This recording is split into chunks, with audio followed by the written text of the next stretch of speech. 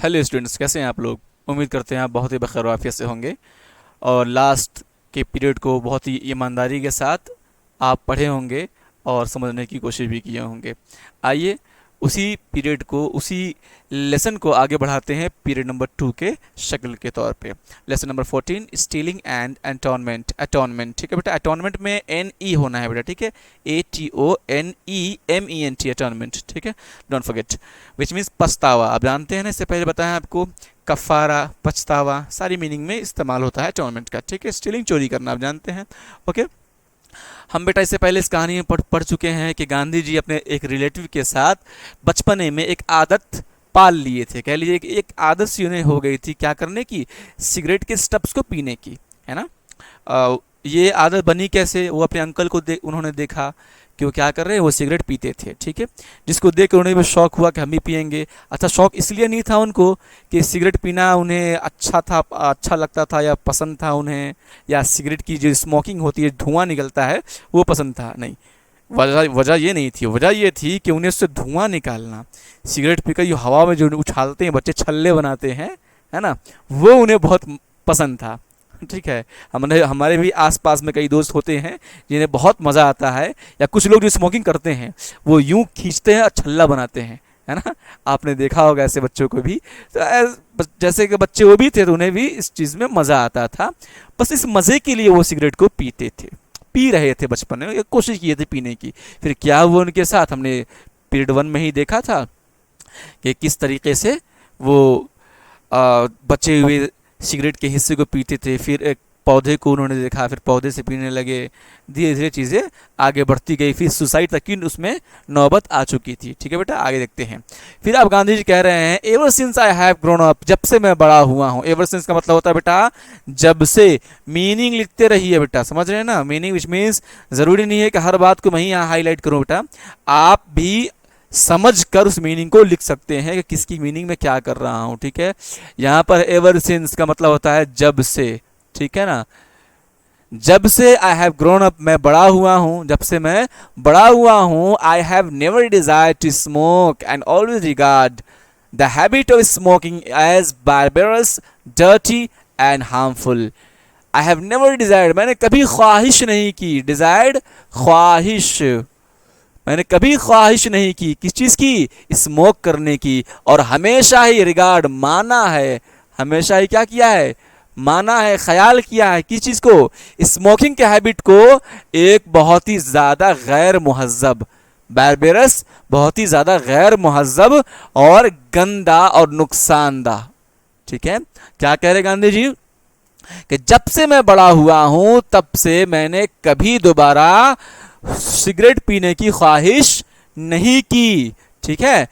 And always regard the habit of smoking as barbarous, dirty and harmful. हमेशा regard किया, माना किस चीज को, हैबिट ऑफ स्मोकिंग, स्मोकिंग की आदत को, गैर मुहज्जब, गंदा और नुकसानदा, है ना बेटा। क्लियर इतना।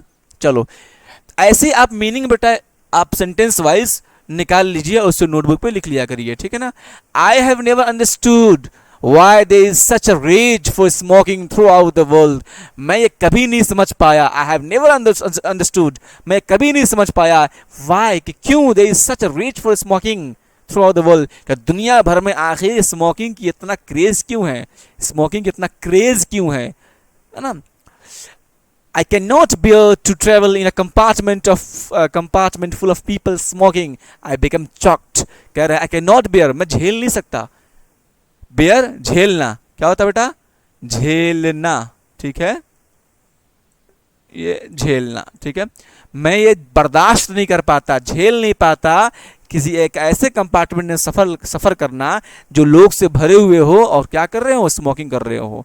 क्यों, आई बिकेम चॉक्ड, मुझे सफोकेशन सा फील होता, उसके अंदर में क्या होता, सफोकेशन सा फील होता, ठीक है, दम घुटता मेरा, इसलिए। But much more serious than this was the theft I was guilty of a little later. I stole the coins when I was 12 or 13, possibly less.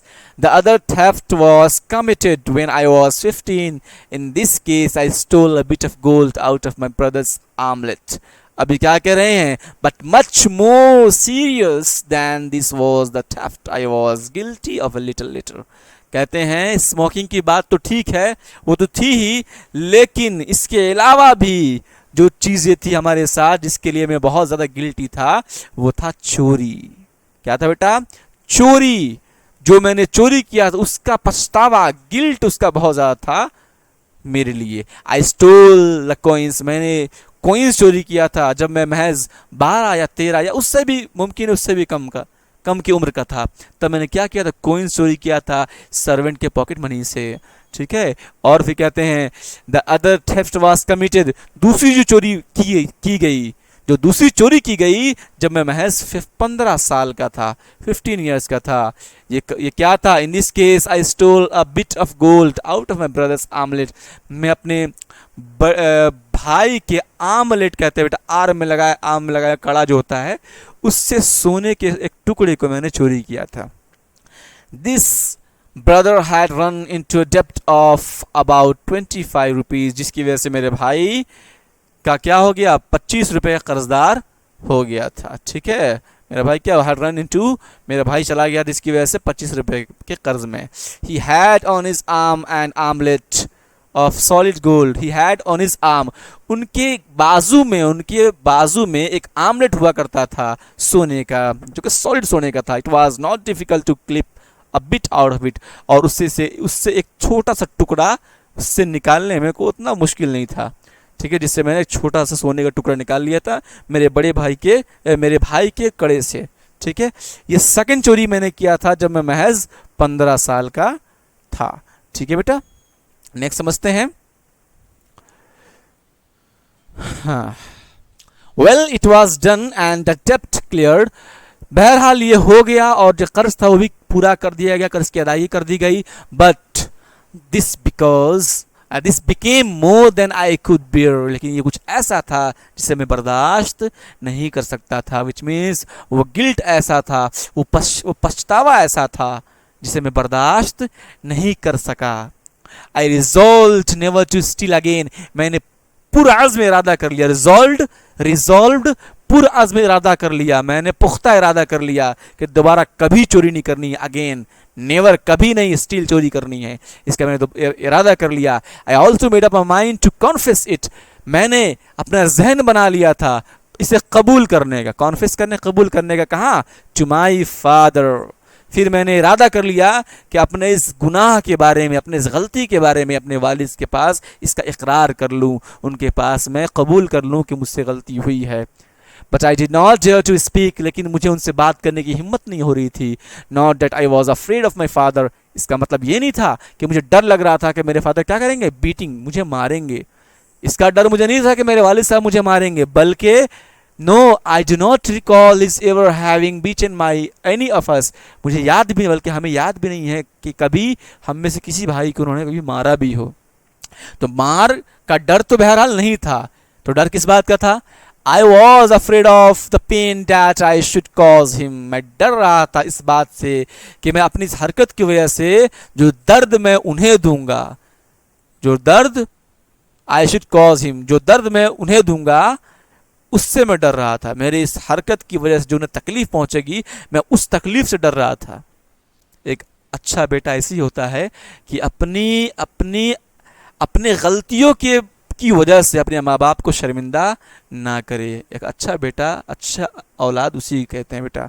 ठीक है ना, तो कभी भी अपने तरफ से माँ बाप को शर्मिंदा मत कीजिएगा, है ना, कभी उनको तकलीफ मत पहुंचाइएगा बेटा। ठीक है, but I feel that risk should be taken, लेकिन मुझे लगा कि रिस्क मुझे लेना चाहिए। That there could not be a cleansing without a confession, क्योंकि अगर ऐसा नहीं हुआ, ठीक है, there could not be a cleansing without confession, कि कन्फेशन करने के अलावा कोई और रास्ता नहीं था किसी का क्लींसिंग का, मेरे मन की सफाई का, मेरे दिल की सफाई का कोई और रास्ता नहीं था सिवाय कन्फेशन करने के, कबूल करने के। I decided at last to write out the confession, मैंने आखिरकार फैसला कर लिया कि अपने कन्फेशन को, अपने कबूलनामे को, अपने इकरारनामे को क्या करूँगा, लिख कर दूंगा। मुंह से बोल नहीं पा रहा हूँ पर लिख कर दूंगा। To submit to my father, और अपने वालिद साहब को सबमिट कर दूंगा। And ask for his forgiveness, और उनसे उनकी माफ़ी तलब करूंगा, मतलब विच मीन्स उनसे माफ़ी तलब करूंगा। I wrote it on a slip, मैंने एक स्लिप पेपर के एक स्लिप पर लिखा। And handed it to him, और उन्हें सौंप दिया। हैंडेड का मतलब होता है बेटा सौंपना, हैंडेड इट टू हिम, मैंने उन्हें क्या कर दिया, सौंप दिया खुद से ही। In this not only did, ठीक है। Next, I confess my guilt, but I asked adequate punishment for it, and I closed with a request to him not to punish himself for my offense. आगे क्या कह रहे हैं, मैंने उसमें क्या लिखा था, मैंने लिखा था कि आई कन्फेस माई गिल्ट, मैं अपने इस गलती को मानता हूँ और मैं मुकम्मल सज़ा का इसके लिए हकदार हूँ, मुझे मुकम्मल सज़ा चाहिए। और and close with that request to him not to punish himself for my offence, और आखिर में मैंने ये लिखा कि अपने आप को मेरी गुनाह की वजह से, मेरी गलती की वजह से अपने आप को सज़ा मत दीजिएगा। Okay, I also pledged my self never to steal in future, और मैंने ये भी कसम खाई, प्लेज का मतलब होता है बेटा हलफ लेना, कसम खाना, ठीक है। मैंने कसम खाई, मैंने क्या की, कसम खाई, किस चीज़ के लिए, कि मैं दोबारा कभी भी अपनी ज़िंदगी में दोबारा कभी भी ये गलती या चोरी नहीं करूँगा। I was trembling as I handed the confession to my father, जब मैं इस कन्फेशन को अपने वालिद साहब के सामने दे रहा था तो मैं ट्रेमलिंग कर रहा था, मैं काँप रहा था, लड़खड़ा रहा था। He was then confined to his bed, फिर वो अपने बिस्तर से लग गए, विच मीन्स अपने बिस्तर पे बैठ गए, वो पेपर का टुकड़ा लेकर बिस्तर पे बैठ गए। His bed was plain wooden plank, उनका बिस्तर कैसा था, सिंपल लकड़ी का बना हुआ पलंग टाइप का था, वो चौकी टाइप का था बेटा, ठीक है। I handed him the note and sat opposite the plank, मैं उनके बिस्तर उनको नोट सौंपा, नोट सौंपने के बाद उनके ठीक अपोजिट, बिल्कुल उनके सामने, बिल्कुल अपोजिट, यहाँ बैठे तो मैं यहाँ बैठ गया, सामने में मैं उनके बैठ गया, ठीक है। ही रेड इट थ्रू, उन्होंने इसे पूरा मुकम्मल पढ़ा। एंड टीयर्स ट्रिकल डाउन मतलब बेटा गिरना, नीचे की ओर गिरना। हिज चिक्स, उनके गालों से, उनके आंसू उनके गालों से गिरने लगे। वेटिंग द पेपर, और पेपर को भिगाने लगे। For a moment he close his eyes, एक लम्हे के लिए उन्होंने अपनी, फॉर अ मोमेंट एक लम्हे के लिए, ही क्लोज हिज आइज, उन्होंने अपनी आंखों को बंद किया। इन थॉट, ख्याल में। And then he tore up the note, फिर उन्होंने उस नोट को फाड़ दिया। Okay, he had sat up to read it, ठीक है, he had sat up to read it, वो तैयार हो गए इसे पढ़ने के लिए। ही ले डाउन अगेन, फिर वापस वो लेट गए। आई ऑल्सो क्राइड, मैं भी रोने लगा। I could see my father's agony, क्योंकि मैं अपने वालिद साहब के, अपने फादर के दर्द को मैं देख सकता था। If I were a painter I could draw a picture of the whole scene today, अगर मैं if I were a painter, अगर मैं क्या होता, पेंटर होता, तो I could draw a picture of the whole scene today, तो उस सीन के नज़ारे को मैं आज एक तस्वीर में कैद कर लेता। आज बेटा ये फ्रेजल सेंटेंस है, इफ़ आई वर, ठीक है। आई के साथ वॉज यूज़ किया जाता है, पर यहाँ पर वर यूज़ किया जा रहा है क्योंकि ये इफ़ के साथ यूज़ किया जाता है, इफ़ क्लॉज भी कहते हैं, ठीक है, और फ्रेजल भी होता है। If I were a painter I could draw a picture of the whole scene today, इसको ऐसे भी यूज़ करते हैं, if I were a bird I would fly in the sky, कि अगर मैं एक बर्ड होता तो मैं आसमान में उड़ता, ठीक है ना, इस तरीके से यूज़ किया जाता है इसका। I could draw a picture of the whole, ठीक है। It is still so vivid in my mind, लेकिन आज भी वो मेरे जहन में कहीं ना कहीं चमक रही है, वो चीज़ें, वो सारी यादें मेरे जहन में आज भी चमक रही है, वो रिएक्शन मेरे जहन में भी चमक रहा है जो मेरे वालिद साहब ने मुझे दिया था, ठीक है बेटा। Those tears of love cleanse my heart, वो उनके जो मोहब्बत के आंसू थे, जो उनके वो मोहब्बत के आंसू थे, क्लींस्ड, साफ कर दिया था मेरे दिल को। वो जो मोहब्बत के आंसू थे मेरे क्या था, वो मेरे दिल को साफ कर दिया। And washed my sin away, और मेरे गुनाहों को ख़त्म कर दिया, धो दिया। Then I could read in it nothing more than a father's love, फिर मैं उसमें सिवाय अपने वालिद साहब के प्यार के अलावा कुछ नहीं देख सका, ठीक है। बट टुडे, लेकिन आज, I know that it was a pure अहिंसा, और आज मैं जानता हूं कि ये बिल्कुल पूरा अहिंसा है, ये कंप्लीटली क्या है, अहिंसा है। व्हेन देयर इज सच अहिंसा it changes everything it touches. जब इस तरीके की अहिंसा होती है, ठीक है, तो वो हर चीज को बदल देती है जिसे वो छूती है। There is no limit to its power, इसमें कोई लिमिट्स नहीं है इसकी पावर का। विच मीन्स कहने का मतलब ये है, उनके वालिद साहब ने उनकी गलती पर उन्हें मारा नहीं। अपने इकरारनामे के बाद उनके वालिद साहब ने उन्हें सज़ा के तौर पे उनकी पिटाई नहीं की, उन्हें मारा नहीं, बल्कि एक ऐसा जेस्चर दिखाया, एक ऐसा अमल दिखाया जिसकी वजह से इनकी गलती भी ख़त्म हो गई, अफसोस भी हुआ, पछतावा भी हुआ, दोबारा ना करने का अज़म भी दिल में पैदा हुआ और एक सीख भी उन्हें मिल गई। इसे ही कहते अहिंसा, नॉन वायलेंस। ठीक है बेटा? हाँ। This kind of sublime forgiveness was not natural to my father. I had thought that he would be angry, say hard things and strike his forehead. अब वो कह रहे हैं this kind of sublime forgiveness was not natural to my father. इस तरीके की बेहतरीन बड़ी forgiveness, माफ़ी, was not natural to my father. मेरे फादर के लिए कोई नेचुरल नहीं थी। I had thought, मुझे लगा कि वो गुस्सा होंगे और सख्त अल्फाज इस्तेमाल करेंगे, अपने सरों को पीटेंगे, but he was so wonderfully peaceful. लेकिन वो बेहतरीन पीसफुल थे, बिल्कुल इत्मीनान बख्श थे। एंड आई बिलीव, और मुझे लगता है this was due to my clean confession, और मुझे लगता है ये कहीं ना कहीं मेरे साफ साफ कबूल कर लेने की वजह से हुआ है। A clean confession combined with a promise never to commit the sin again. एक ऐसा कन्फेशन, एक ऐसा इकरारनामा जो पूरे इरादे के साथ कंबाइंड हो, मिली हुई है विद प्रॉमिस के ऐसे वादे के साथ कि दोबारा उस गुनाह को नहीं करना, है ना बेटा? तौबा क्या होता है? तौबा तो यही होता है ना, दोबारा वो अमल ना करने का एक जज्बा जो होता है, दोबारा उस अमल को ना करने के बारे में जो इरादा होता है उसी तौबा कहते हैं ना, है ना? कि रुजूअन इलल्लाह अनिल तर्किल मासी, बोल क्या है ना कि अल्लाह से जो माफ़ी हम मांगते हैं, है ना, तौबा जब करते हैं तो इस नियत से करते हैं कि दोबारा वो गुनाह हमें नहीं करना, पुख्ते इरादे के साथ, तभी तो तौबा होता है ना। वही बात ये कहने की कोशिश कर रहे हैं यहाँ पे कि जो मैंने उनसे माफ़ी मांगी थी, जो क्या था, ये इस वादे के साथ माफ़ी मांगी थी कि वो दोबारा अगेन वो सीन नहीं करूँगा। ठीक है? Is the purest type of repentance. ये एक बेहतरीन पछतावा मतलब एक बेहतरीन तौबा करने का एक तरीका है। ठीक है?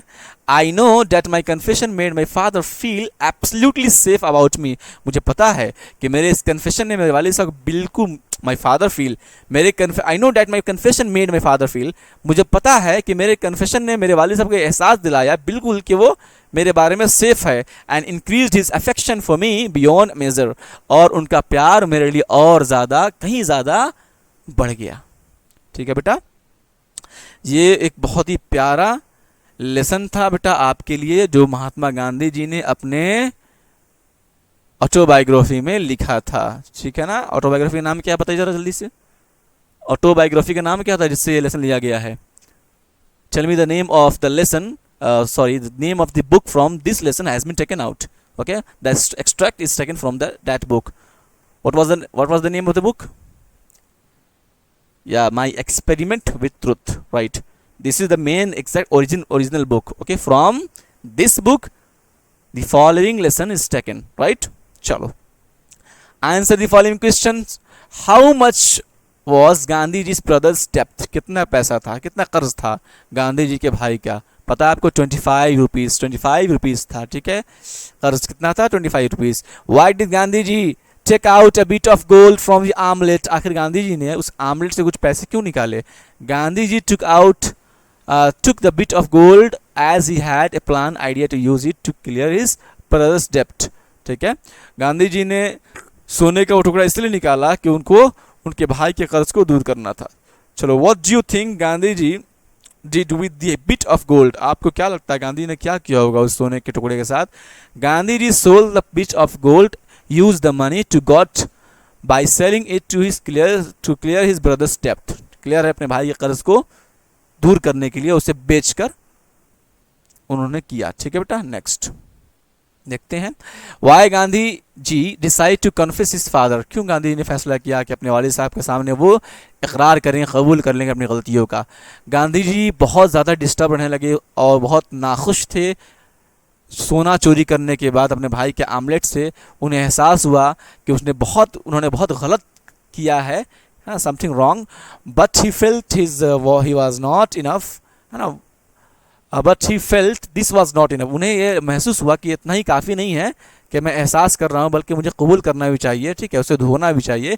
He felt that a real and complete cleansing was possible only if he confessed, उन्हें लगा कि अगर सच्चे मायने में तौबा वही है जिसका मैं इकरार कर लूँ, जिसे मैं कबूल कर लूँ, ठीक है। How did Gandhi ji's father react on reading his letter of confession, letter of confession सुनने के बाद गांधी जी के फादर किस तरीके से रिएक्शन दिए, क्या रद्द अमल था उनका। Gandhi ji's father taught him the lesson on ahimsa, Gandhi ji के पिता ने उन्हें अहिंसा का पाठ पढ़ाया, अहिंसा का लेसन, सबक सिखाया उन्हें, ठीक है। What according to Gandhi ji is the purest type of repentance, Gandhi ji के मुताबिक बेहतरीन पछतावा क्या है, बेहतरीन पछतावा की किस्म क्या है। देखिए गांधी जी के अकॉर्डिंग टू गांधी जी के मुताबिक the purest type of repentance, पछतावा, तौबा क्या है, इज अ क्लीन कन्फेशन, साफ कन्फेशन, इकरार है, विद रिक्वेस्ट, एक ऐसे रिक्वेस्ट के साथ जिसके अंदर में एडिक्वेट पनिशमेंट हो उसके लिए, विच मीन्स मुकम्मल सजा चाह रहा हो, and promise never to commit the wrong again, और ये वादा हो साथ में कि दोबारा ऐसी गलती नहीं करेंगे। उम्मीद करते हैं बच्चों ये लेसन आपको बहुत अच्छे से समझ में आया होगा और बहुत मज़ा भी आया होगा, काफ़ी कुछ सीखने को मिला होगा, जिसे हम चाहे तो अपनी ज़िंदगी में इसे अप्लाई कर सकते हैं और उसके मुताबिक भी ज़िंदगी गुजार सकते हैं। इसके अलावा कई चीज़ें हमारी जितनी भी दुनिया में चीज़ें हैं, अच्छाइयाँ हैं, बुराइयाँ, सब अहादीस मुबारक में मौजूद है, उसे पढ़ेंगे, उसे सीखेंगे तो भी हमारी ज़िंदगी खुशगवार बन जाएगी। तब तक लिए इतना ही, इंशाअल्लाह मिलते हैं अगले लेसन में।